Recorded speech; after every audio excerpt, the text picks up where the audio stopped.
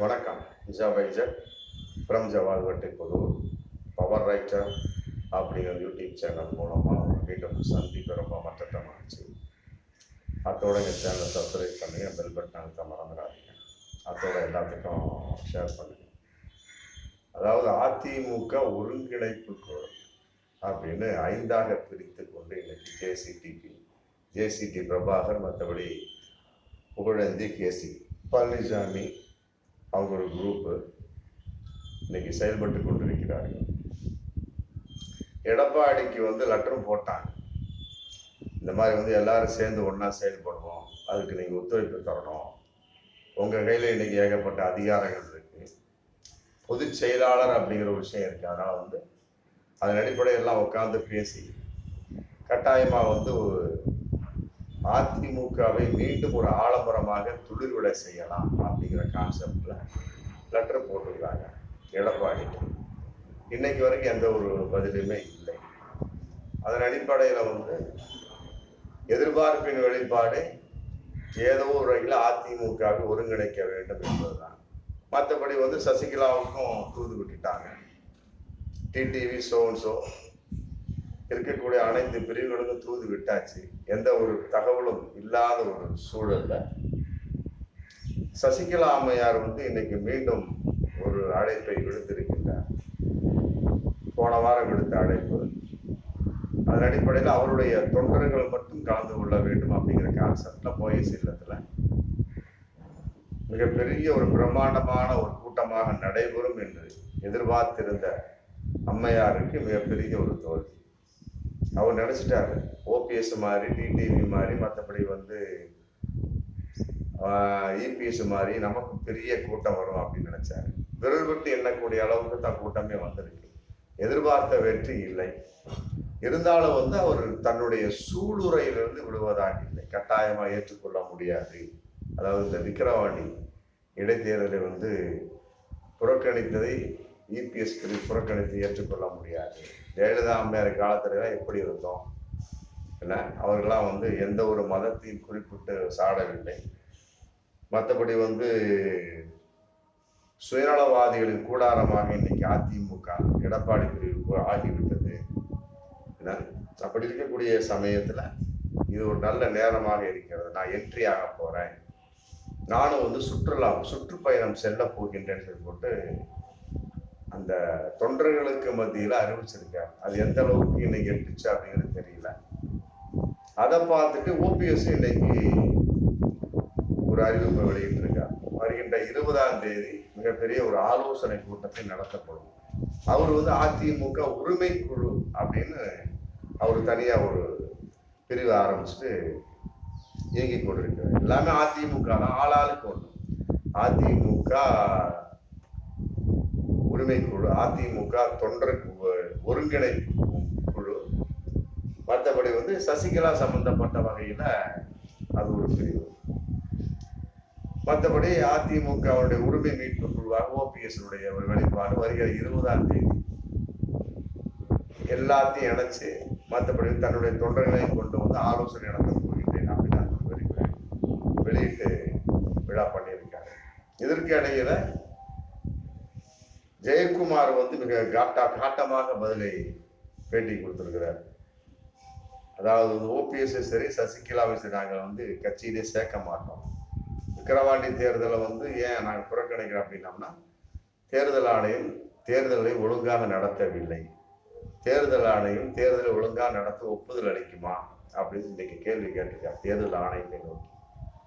நம்ம கேட்கக்கூடிய கேள்வி என்னன்னா, தமிழகத்துல எத்தனை தேர்தல் இடத்துல அந்த மாதிரி மிகப்பெரிய வன்முறை நடந்தது அப்படிங்கிறத பகிரங்கமான ஒரு கேள்வி. 2024 இன்னைக்கு நாடாளுமன்ற தேர்தல் ஏப்ரல் 19 டு ஜூன் 1 வரைக்கும் நடந்து முடிஞ்சது. எத்தனை இடத்துல மற்ற வட இந்தியாவோட தமிழகத்தை பொறுத்த நம்ம விக்கிரவாண்டி தேர்தலை மையமாக வச்சுதான் இதை பத்தி நம்ம பேசிட்டு இருக்கிறோம். அப்படி இருக்கக்கூடிய சமயத்துல ஏப்ரல் 19 எத்தனை இடத்துல மிகப்பெரிய கலவரங்கள் வெடித்தன அப்படின்னு ஜெயக்குமாரால் சொல்ல முடியுமா? சும்மா 1-2 சலசலப்பு, அவ்வளவுதான். அதற்கே அதிமுக என்ற ஆலமரம் அஞ்சி விட்டது என்றால் அப்புறம் வரக்கூடிய 2024 எவ்வாறு வெற்றி அடைவார்கள் அப்படிங்கிற மிகப்பெரிய ஒரு கேள்வி இருக்கு. இது இல்லாம இன்னொருத்தர் அதே எடப்பாடி பிரிவை சேர்ந்த KC வீரமணியும் அதே மாதிரி தான் சொல்லியிருக்காரு. பாஜகவோடு அனுசரித்து செல்ல வேண்டிய சூழல் அன்னைக்கு ஏற்பட்டுச்சு. மற்றபடி கூட அதன் அடிப்படையில் நாங்கள் அன்று சென்றோம்.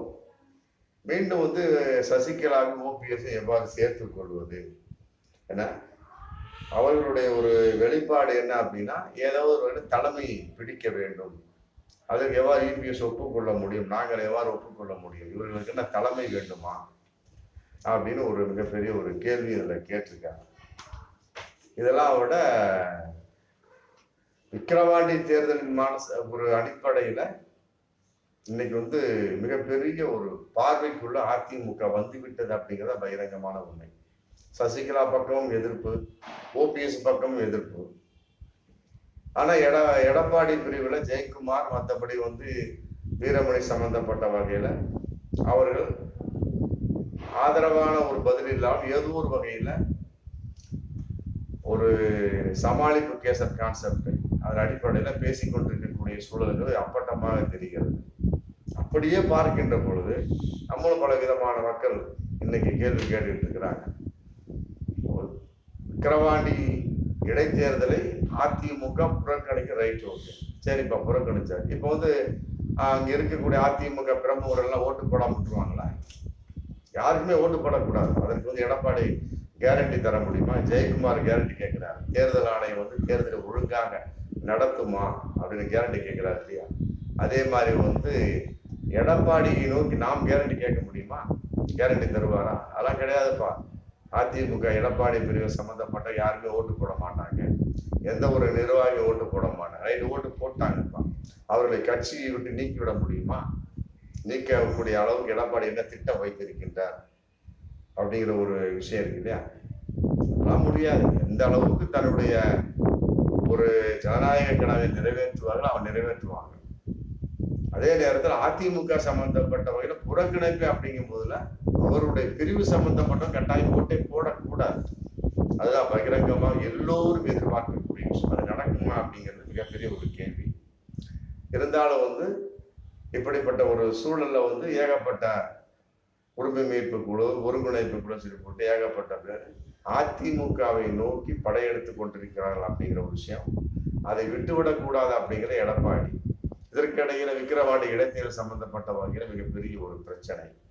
இவைகளெல்லாம் எவ்வாறு தீர்க்க போகிறார் அப்படிங்கிறது எடப்பாடி கையில தான் இருக்கு. என்ன கேட்டா அவர் கையில தான் அதிக பெரும்பான்மையான ஒரு அதிமுக எடப்பாடி. அதுக்கிடையில நான் என்ட்ரியாக போற சசிகலா சுற்றுப்பயணம் கிளம்ப போகிறேன் அவர் சொல்லக்கூடிய சமயத்துல OPS மற்ற யாருமே தனித்தனியாக பிரிந்து இருந்து கொண்டிருக்கிற சமயத்துல மக்கள் இவர்களெல்லாம் எவ்வாறு ஏற்றுக்கொள்வார்கள்? EPS ஏத்துக்கல. இந்த 40 தொகுதி அவுட்டு, 40க்கு 40 சொன்னாங்க. திமுக 40 வெற்றி. மற்றபடி இவர்கள் ஒரு 2 தொகுதியோட வரலையே. கேட்டா பாஜகவோடு கூட்டணி இருந்திருந்தால் நாங்கள் வந்திருப்போம் அப்படிங்கிற மாதிரி அதிமுகவிலே ஒரு புகைச்சல் கிளம்புச்சு. அப்புறம் பிறகு அது அவரவர்களுடைய கருத்து சொல்லி போட்டு அந்த புகைச்சல் அணைக்கப்பட்டு விட்டது. எப்படியோ புகைச்சல் வந்துருச்சு. அப்ப பாஜகவோடு மீண்டும் அவர்கள் கூட்டணி வைத்துக் கொள்வார்களா அப்படிங்கிற கேள்விக்கு கட்டாயமாக வைத்துக் கொள்ள மாட்டோம். அவன் 2024 சரி மற்ற எப்பொழுதுமே வைத்துக் கொள்ள மாட்டோம் சொல்லி எடப்பாடி ரொம்ப தெளிவா பதில் சொல்லிட்டார். சொல்லி இருப்பது ஒரு பக்கம் இருந்தாலும் இந்த உரிமை மீட்பு குழு, ஒருங்கிணைப்பு குழுவினுடைய ஒரு நடவடிக்கையெல்லாம் பார்க்கின்ற போது மக்கள் எவ்வாறு மீண்டும் EPS-ஐ நம்புவார்கள் அப்படிங்கிற பகிரங்கமான ஒரு கேள்வி இருக்கு. அந்த அதிமுக ஒருங்கிணைப்பு குழு போட்ட கடிதத்துக்கு EPS என்ன பதில் சொல்ல போகிறார்? மற்றபடி மீண்டும் தனித்து போட்டியிடக்கூடிய ஒரு சூழலா? எப்படிதான் இருந்தாலும் சரி, ஒருங்கிணைப்பு ஒன்றாக இணையக்கூடிய ஒரு சூழல் அப்படிங்கிற பட்சத்தில் தலைமை கட்டாயமாக மாறும். அதுதான் EPS-னுடைய மிகப்பெரிய ஒரு விருப்பம், நிலைப்பாடு. ஒற்றை தலைமை ரைட், ஓகே, அதுல மாற்று கருத்து இல்லை. ஒருங்கிணைக்கக்கூடிய சமயம் என்று எல்லோரும் ஒன்றாக இணையக்கூடிய சமயத்துல கட்டாயமாக எடப்பாடியின் தலைமை மாறும் அப்படிங்கிறது பகிரங்கமான விஷயம் இருக்கிறதுனால கட்டாயமா அவர்கள் அதை ஒப்புக்கொள்ள மாட்டார்கள். அப்படி இருக்கக்கூடிய சமயத்தில் கடைசி வரைக்கும் அதிமுக இப்படியே சென்று விடும் அப்படிங்கிற பகிரங்கமான ஒரு கற்பனை தான் தெரியுது அந்த கண்ணுக்குள்ள. அப்ப அவ்வளவு பெரிய ஆரம்பத்தை ஜெயலலிதா, MGR எல்லாம் வளர்த்து விட்டு சென்றிருக்கிறார்கள். அதை எவ்வாறு பாதுகாப்பது அப்படிங்கிற ஒரு விஷயத்துல ஒற்றுமை இல்லாமல் இவர்களெல்லாம் இணைந்து கொண்டு செயல்பட்டால் மக்கள் எவ்வாறு நம்புவார்கள்? கடைசி வரைக்கும் அதிமுகவுக்கு தோல்வி மேல் தோல்வி வந்துட்டு தான் இருக்கும். மற்றபடி இந்த மாதிரி விக்கிரவாண்டிங்கிற இடைத்தேர்தல், மற்றபடி வரக்கூடிய அனைத்து இடைத்தேர்தலையும் என்ன பண்ண முடியும்? அதிமுக புறக்கணிக்கத்தான் வேணும். 2026 சட்டமன்ற தேர்தல், ரைட்டு. அப்புறம் இது விக்கிரவாண்டி சட்டமன்ற தேர்தல் நாங்கள் நிற்கணும். தோர்த்தாலும் பரவாயில்லை என்று நிற்கக்கூடிய சமயத்துல இபிஎஸ் மேல மக்களுக்கு ஒரு நம்பிக்கை, ஒரு மரியாதை ஏற்படும். புறக்கணிப்பு அப்படிங்கிற பேர்ல யாருக்கு அவர் ஆதரவு அளிக்கின்றார் அப்படிங்கிற பகிரங்கமான கேள்வி என்னை மக்கள் மத்தியில வந்தாச்சு. பாமகவுக்கு ஆதரவு என்பது இல்லாமல் அது பாஜகவின் ஆதரவாகத்தான் போதும். ஆமா, அப்படிங்கிறப்ப அப்புறம் அதிமுக தொண்டர்கள்லாம் அங்க ஓட்டு போடுவாங்களா இல்லையா? ஜனநாயக கடமை ஆற்றுவது எல்லோரும் தயாரா இருப்பாங்க. அப்போ ஒவ்வொரு அதிமுக பிரமுகர் கையிலையும் ஓட்டை பார்க்க வேண்டாம். வலது தேர்தல் முடிஞ்சதுக்கு பின்னால்தான் எப்பா நீ இடது கையின் ஆள்காட்டி வரல காட்டுப்பா அப்படின்னு சொல்லிட்டு எடப்பாடி ஐயா அவர்கள் ஒவ்வொரு செக் பண்ணிக்க வேண்டும். நீ யாருக்கு ஓட்டு போட்ட? ஏன்னா அதிமுக புறக்கணிச்சாச்சு இல்லையா? அப்படிங்கும்போதுல அந்த விக்கிரவாண்டி அந்த தொகுதியில் இருக்கக்கூடிய அதிமுகவில் யாருமே ஓட்டை போடக்கூடாது. அப்போ ஒருவர் கையில் கூட மை இருக்கக்கூடாது. அதற்கு எடப்பாடி ஐயா அவர்கள் கேரண்டி தர முடியுமா? கேரண்டி தரும் பட்சத்தில் கட்டாயமாக ஜெயக்குமார் சொல்லியிருப்பது கூட தேர்தல் ஆணையமும் கட்டாயமாக ஒரு உத்தரவாதத்தை தர முடியும். அப்படித்தான் ஒரு நிலைப்பாடு. இவர்களும் தர முடியாது, அவர்களும் தர முடியாது.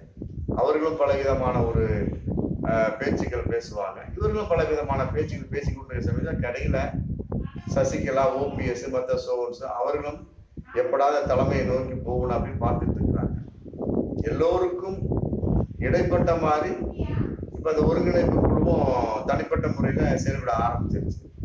எப்படியோ அவங்க வரும் காலங்கள் 2024 இப்படியே இருந்தாங்கன்னா கட்டாயமாக மிகப்பெரிய ஒரு வெற்றி அடைவோம் என்று சொல்றாரு ஜெயக்குமார். பல கூட்டங்களை பேட்டியில சொல்லிட்டு வந்துட்டு இருக்கேன், எடப்பாடி சொல்லிட்டு இருக்கேன். கட்டாயமா அது நடக்க வாய்ப்பே கிடையாது. ஆமா, அதனால மனம் திருந்தியோ மற்றபடி கட்சிக்காகவோ மானம் ரோசம் எல்லாத்தையும் இழந்து மற்றபடி எல்லோரும் நன்றாக இருக்கு. இதுல என்னத்தை இழக்கிறதுக்கு ஒண்ணு இருக்குது? சினிமாவும் சரி, அரசியலும் சரி, மானம் ரோசம் சூடு சொரணை எல்லாத்தையும் தூக்கி எரிஞ்சு போட்டு அந்த ஃபீல்ட்ல இறங்கணும். ஏன்னா அந்த மாதிரி ஃபீல்டு அது. அதனால இதுல ஒண்ணுமே கிடையாது. எதிரியும் கிடையாது, நண்பனும் கிடையாது. நிரந்தர எதிரியும் கிடையாது, நிரந்தர நண்பனும் கிடையாது. அப்படி இருக்கிற சமயத்துல அதிமுகவை காப்பாற்ற வேண்டும்.